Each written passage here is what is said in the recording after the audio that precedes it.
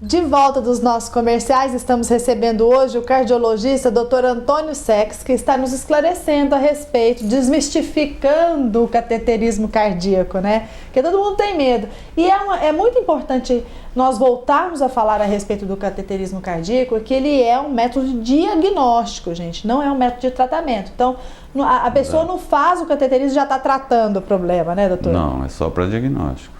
Eventualmente, os outros procedimentos, que eu já citei, a angioplastia, né, com implante de stent, que é um tratamento que nós chamamos de percutâneo, ou seja, você não abre o paciente, você não precisa operar, você faz por uma via externa, pela artéria radial ou femoral, aqui da virilha.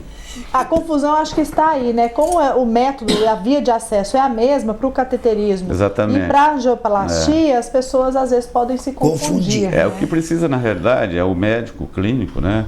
Quando ele orienta o paciente, ele explicar para o paciente o que ele vai fazer.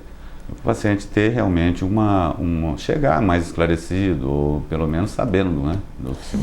Quer dizer, então, que o cateterismo, ele dá o diagnóstico exato para o médico. Ou uma angioplastia pode resolver o problema, ou, se não, uma cirurgia cardíaca. Ou então um tratamento com remédio. Olha só. Agora, o medo das pessoas de fazer o cateterismo é que na hora que passava esse catéter, dependendo da quantidade de placas de gordura que tinha dentro dessa veia condutora, que poderia deslocar e causar aí sim um AVC, um derrame, tudo isso. Como é que é isso? Na realidade, o AVC existe, é uma comorbidade do procedimento. Mas é por quê? Porque esses pacientes, então imagina um paciente idoso, nós estamos atualmente tratando paciente na faixa de 80, 90 anos, assim, é muito comum. A sobrevida tem aumentado. Quando eu me formei em medicina, muito. me formei em 74, não existia esse tipo de paciente. Nós tivemos que aprender a tratar paciente idoso. Então hoje, eles vivem muito. E a gente, é uma graça, porque você pega um paciente de 90 anos, chega lá e tem uma obstrução numa coronária, você faz a angioplastia, ele sai radiante, quer dizer, ele acabou o problema dele. Então ele tem aí uma qualidade de vida interessante. Melhor. Então o AVC faz parte de uma doença que é a própria aterosclerose e a hipertensão.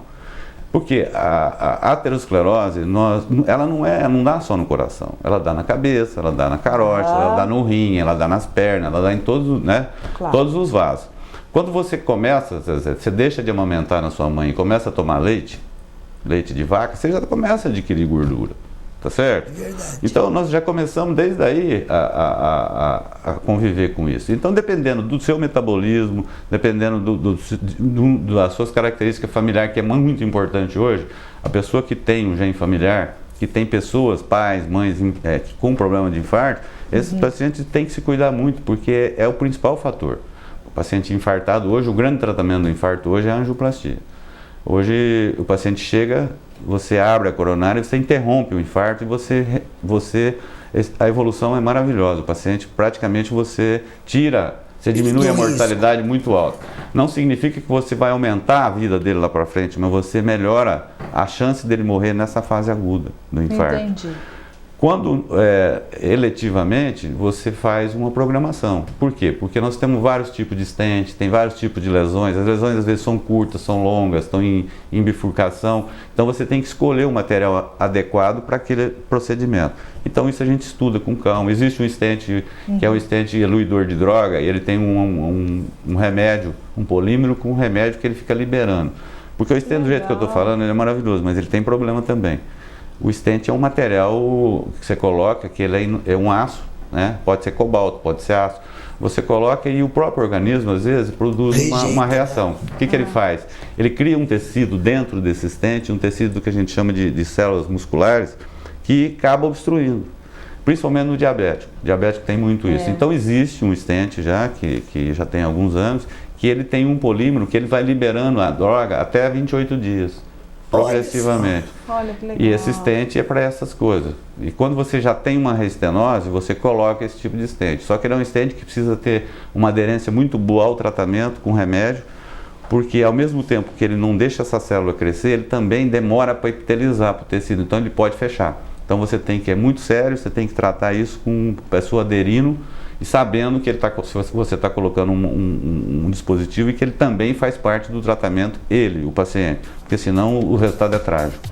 Olha, então o cateterismo vem aí, gente, para ajudar e muito aos médicos, a prescrição, até do tratamento, para ajudar essas pessoas, né? Cada dia que passa eu fico melhor. Eu acho que eu não vou morrer de coração, viu, gente? Eu tô apaixonada, velho. É verdade. Querido, Tchau, obrigado. gente. Foi ótimo. Obrigada, Prazer doutora. estar aqui. Obrigada. Beijão pra você.